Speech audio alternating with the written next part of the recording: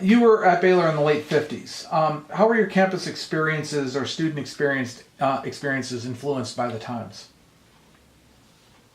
Well, I mean, it was nobody had a car. It was different. I mean, I bet there wasn't 10 cars in Martin Hall, and they all parked right behind Martin Hall, right there where and that big parking lot out there where the bookstore is now, but there was never any cars in it at that time. And I remember there was this one guy that was from El Paso. He was on the team. No, Del Rio. He was from Del Rio, and he was on the team, and he had a 52 Plymouth. And so he and I, he would let me borrow his car once in a while because everybody didn't have a car like they do now. You know, not everybody has a car. They were a brand new one, but in those days there weren't any cars. And so I hitchhiked from Baylor back to Alba many times, and that's hard to do because there's a lot of farm to market roads you got to get on. And I've ridden on hay balers and tractors and everything to get home before, and then sometimes Mother would have to come to Grand Saline or Mineola somewhere to pick me up because I couldn't get a ride. But that part was really different, and it seemed like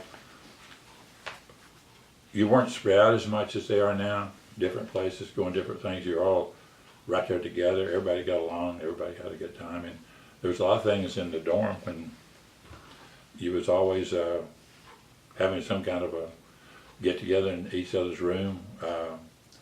If I got a date, you'd walk over to one of the dorms and you'd walk down to the Waco Theater because I had no car, and so I'd say it was a lot different than it is now than when I was there. But it was so close.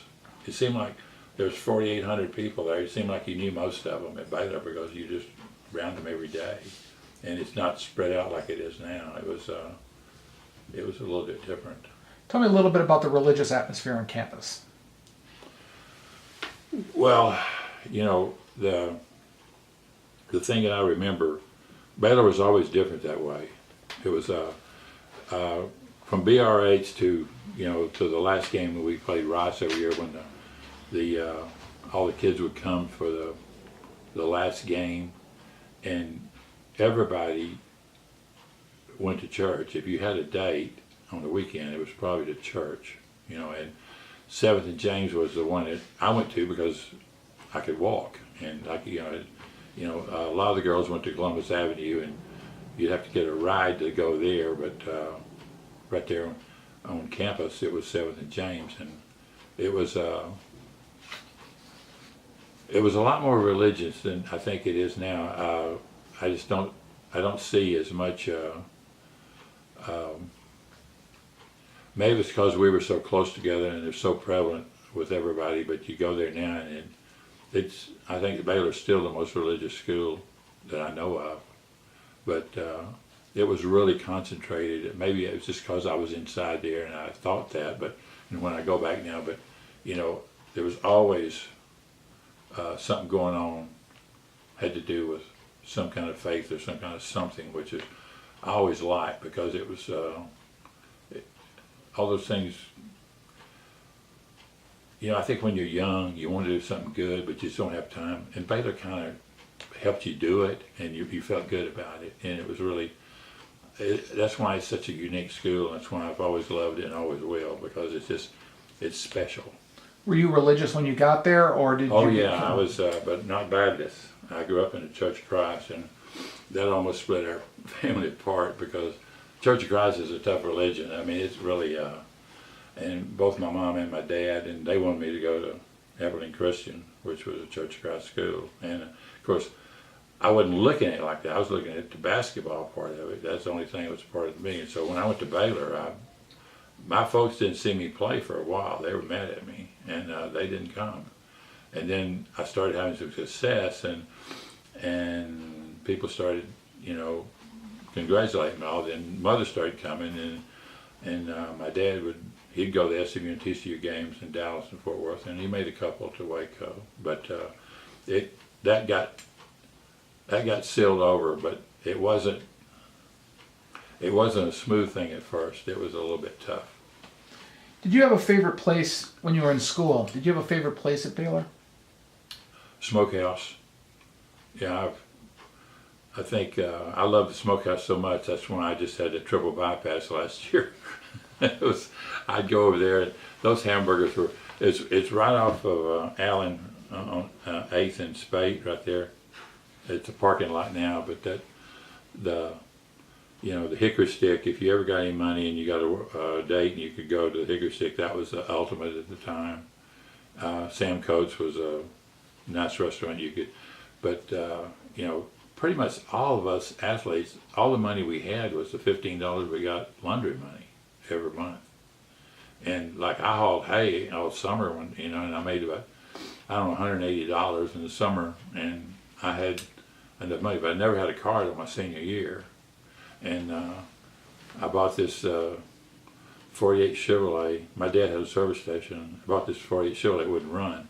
And I worked on the engine for about, I don't know, a month, and I got it running. So I had a car my senior year, 1948 Chevrolet. And I wound up giving it to my sister when I went into service. But that was the only year I was at college that I had a car. With my senior year.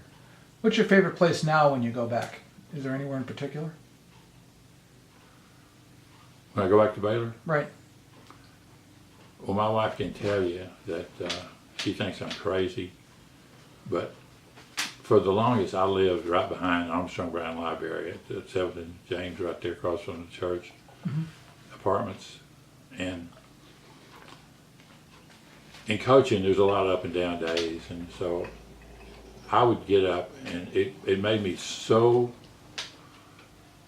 so good to just walk around the campus. And I can't tell you, all those years I lived there, I'd get up and I'd go down behind Armstrong Brown, I'd walk down in front of Allen, I'd cut across to Pat Neff, and I just walked around the campus. And at one time, all the lampposts, which I thought was really neat, had a shield on it of somebody died in the war.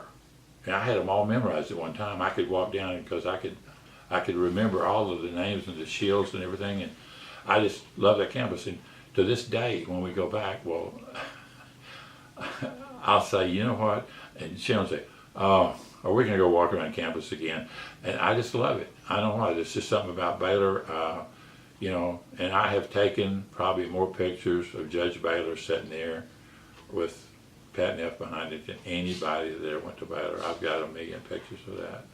And I just love the campus. And now it's more beautiful than ever. It goes across the river to the stadium. And, even back when I was coaching there, 4th Street, that was just a jungle. I remember I used to get the basketball players in shape by running them from 4th Street all the way to the river and through the jungle and back. And now it's all campus, and it's just, 4,800 and a lot of people. Now we got 15,000 or 16,000, which is a lot different. What's your fondest memory of Baylor? Well, I think the trips when we go play, it's changed so much. I mean, people wouldn't believe this, but there was a train that went through Waco in those days, and we'd go down and get on it, and we'd go to Muskogee, Oklahoma, and they'd put us off on a sidetrack and leave our car there. And about 2 o'clock in the morning, a train would come along, wham, and pull us on into, not Fayetteville, but close to Fayetteville, and then we'd get on a bus and go to Fayetteville.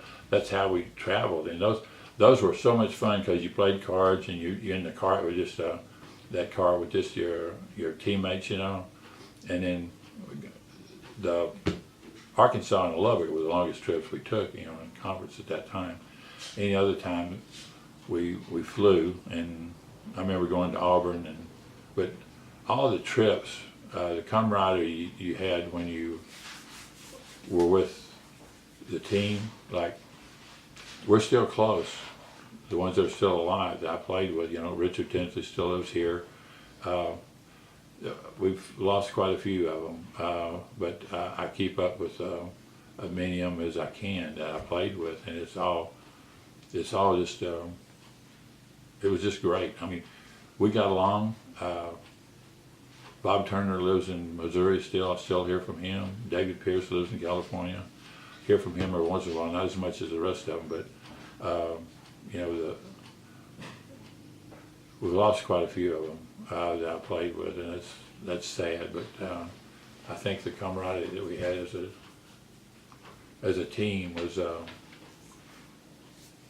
that's what you miss. I mean, just being with the guys, and that train trip was just one of my favorite. I still think about it, you know, because we were it'd take us a day to get to Little Rock, and then going up to Fayetteville on the bus. And after that, it was, you had a lot of fun, played cards, did everything in the world. You had the car to yourself, and I don't think a train even comes through Waco now, but in those days it was right down the street on 5th where we'd get on at the depot, and we'd go to Little Rock. So those are the things I really remember.